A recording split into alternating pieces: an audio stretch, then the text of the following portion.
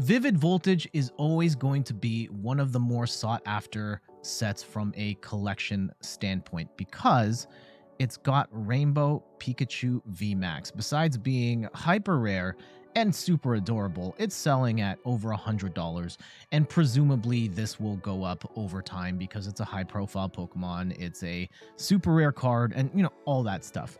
But I really wanted to focus on competitive play, where Vivid Voltage is largely seen as the worst set of the bunch. But in recent times, many of the cards, I wouldn't say many, some of the cards have risen in prominence, and maybe it's time we finally put respect on Vivid Voltage's name. I'm Jet from inthirdperson.com. Make sure to like the video, subscribe to the channel, and let's look at some of the most noteworthy cards in Vivid Voltage. We can begin with Pikachu VMAX, which has 310 HP, and the move Gmax Volt Tackle for 120 damage, 3 lightning energy. You can discard all the energy and hit for another 150 for a total of 270. This was better during the tag team era, where Pikachu VMAX could one-hit KO a tag team, get 3 prizes, and then you would use the Electrode to charge it up. And you would sacrifice 1 prize in order to get 3 prizes, and then presumably do it again to try and take 6. It never quite lived up to its potential. It's still awkward to try and get the energy on there. And yes, I did experiment with this at the time with the Flaffy engine, and that was a lot of fun, but like 270 is just a weird number. Even now, you're still short of one-hit KOing V-Stars, which only drop 2 prizes. So it kind of has a lot of potential and upside, but it just never quite got there, which was disappointing. But it's still a super cute card that I love having, in my personal collection. Now we got to talk about stuff that is relevant to the game this very moment. Raikou, amazing rare Raikou. So Vivid Voltage introduced amazing rares to the Pokemon trading card game, and these are basic Pokemon with these really flashy backgrounds, and the whole deal with them is that they had incredible amazing moves, if you will, with really awkward energy costs. And Raikou has amazing shot for 1 grass, 1 lightning, 1 metal energy that does 120 to the active and 120 to the bench. Really awkward cost, right? Well, in the world of Lost Zone decks, in the world of Lugia Archeops decks, Raikou is actually playable now and pretty good in the right situation. So Vivid Voltage definitely deserves credit for Raikou in that, and some of the other amazing rares are finding homes in decks in the modern meta as well. A theme deck favorite, Charizard, Vivid Voltage Charizard, is a card that continues to reign in the theme format in PTCGO. It's got a move Royal Blaze, which does 100 damage, and it does 50 more damage for each Leon card in the discard pile, which gives it the opportunity to hit for up to 300 damage. There's a lot to like about this card, but it always seems to fall short of being viable in standard play. That being said, it's never stopped people from trying, and even I myself have made decks and made videos on this particular deck, and regardless if it's viable in standard or not, this is a card that has its home in theme battles, at least until PTCGO gets shut down. RIP in advance, PTCGO. Quite possibly the unsung hero of Vivid Voltage, Gormandize Snorlax, which has the ability, once during your turn, if this Pokemon's in the active spot, you can draw up to 7 cards and your turn ends. And especially for turn 1 going second, you put the Snorlax in the active, you set up your bench as far as you can, use all the items, and then you draw a whole bunch of cards. Meanwhile, Snorlax is in the active. It's a little beefy at 130 for a basic Pokemon. Sure, it might get knocked out, but if you're able to take multiple prizes on the next turn with the cards that you drew from Gormandize, then it's totally worth it. And this card has definitely found a home in some tournament winning decks, and it might be the most successful card in this entire set. Another late bloomer, Jolteon, with the Thunderous Awakening ability. Definitely found its home a little later, thanks to, well, in light of Palkia rising to prominence, it has the ability Thunderous Awakening, where if this Pokemon has a memory capsule attached to it, all water Pokemon that are in play don't have any abilities. So this completely shuts down Palkia, shuts down Shady Dealings. There are so many relevant water Pokemon with abilities that when this gets set up, it completely shuts them down. Not to say that there aren't ways, like you can tool scrap or lost vacuum away the memory capsule, but there are definitely times where this card has been meta relevant. Leading up to its release, Colossal VMAX was kind of considered to be the most competitive of the cards in Vivid Voltage. It's got really high HP, and with Eruption Shot, it also has the ability to accelerate itself, which is something that fighting Pokemon still have problems with. With this, Eruption Shot does 40, plus if you flip an energy card, you do 90 more damage, and you can attach it as well to hopefully get the G-Max Boulder for 240. It wasn't good enough or fast enough at the time, and now in the world of V-Stars, this definitely isn't good enough. I have a soft spot in my heart for Orbeetle VMAX. This is a card that I got pretty early in my Pokemon trading card game adventure, and it has a lot to like about it. It's got Eerie Beam, which lets you spread a damage counter to all of your opposing Pokemon's all your opposing Pokemon. You just drop a bunch of energy, a bunch of damage on there. And then its attack G-Max Wave does 50 damage plus 50 more damage for each energy attached to your opponent's active Pokemon. So this has the potential to hit some decks really hard, but then there are other decks where you just aren't doing anything. Something like an Ice Rider or a Kyurem or an Urshifu that discard their energy. This is doing nothing. And so in certain matchups, this card is absolutely terrible. It's won a few online tournaments here and there, and it never really fully lived up to its potential, but it's definitely a fun card to play.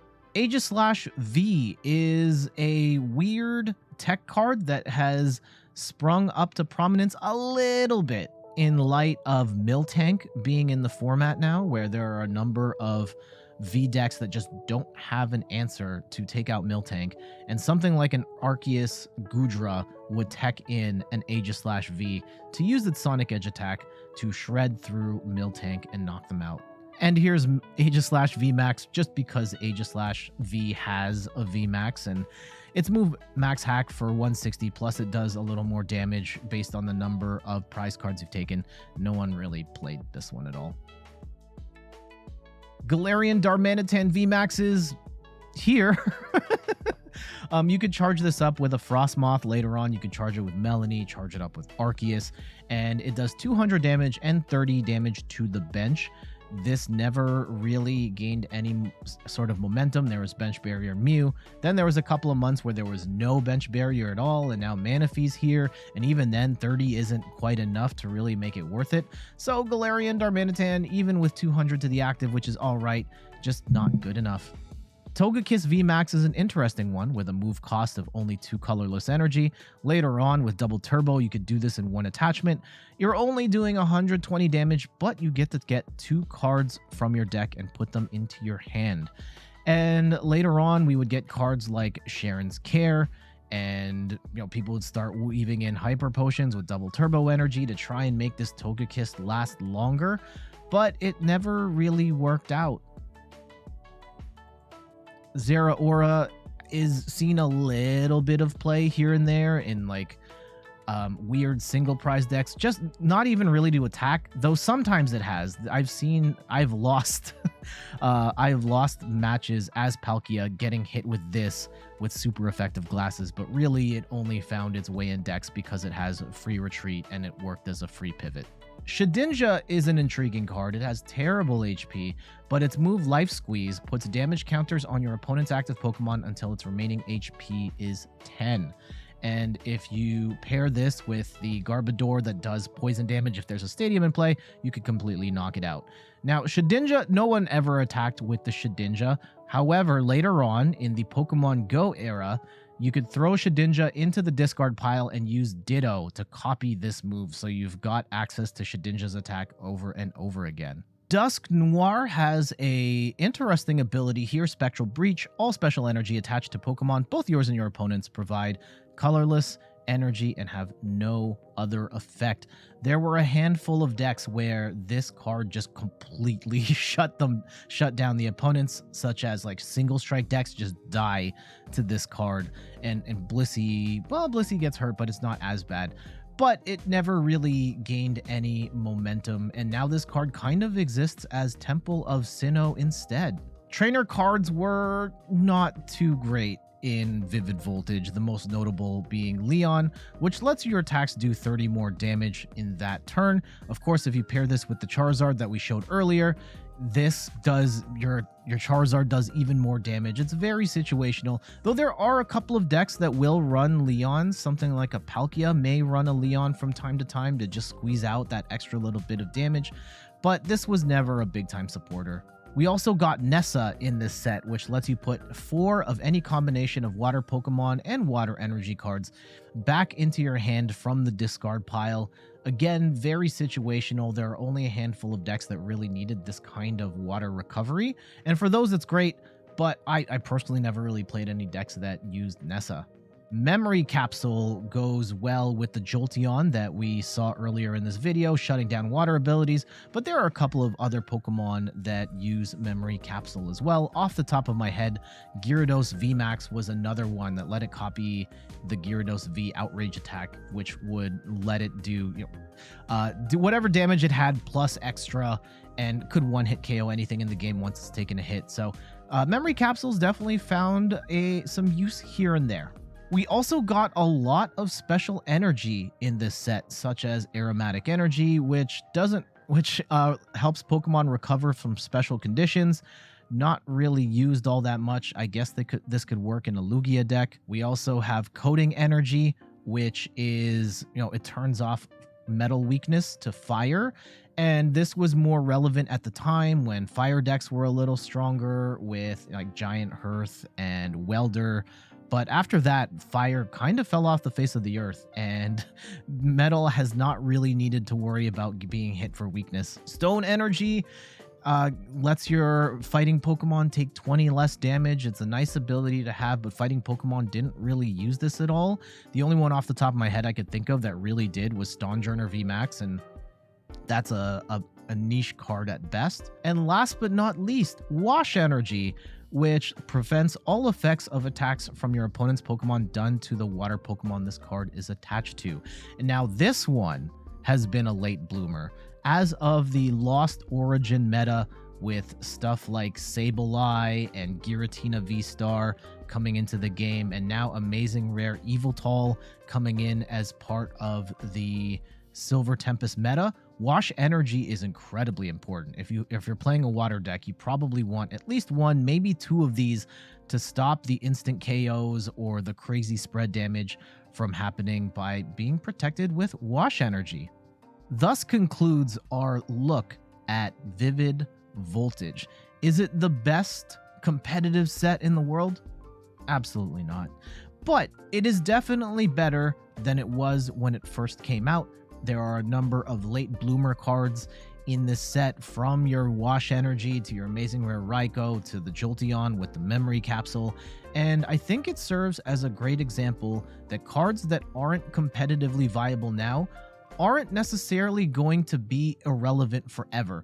The meta's constantly changing as new cards are being added, and older cards that we may have forgotten about can find uses later. And that's going to be it for today. Thank you so much for watching. Before we go, couple quick plugs. You can find me on all the things: YouTube, TikTok, Twitter, and Instagram at InThirdPerson. Make sure to give me a follow there, where I post stuff all the time. You can find me on Twitch at InThirdPerson, where I stream the Pokemon trading card game every Sunday at 9 a.m. It's the source of many of the videos I post on this channel. You can watch it live, and you can watch me lose a little more. And check out the website inthirdperson.com for more articles and videos on video games, board games, and other nerdy pursuits. So until next time, I'll see you all on the next one. Later.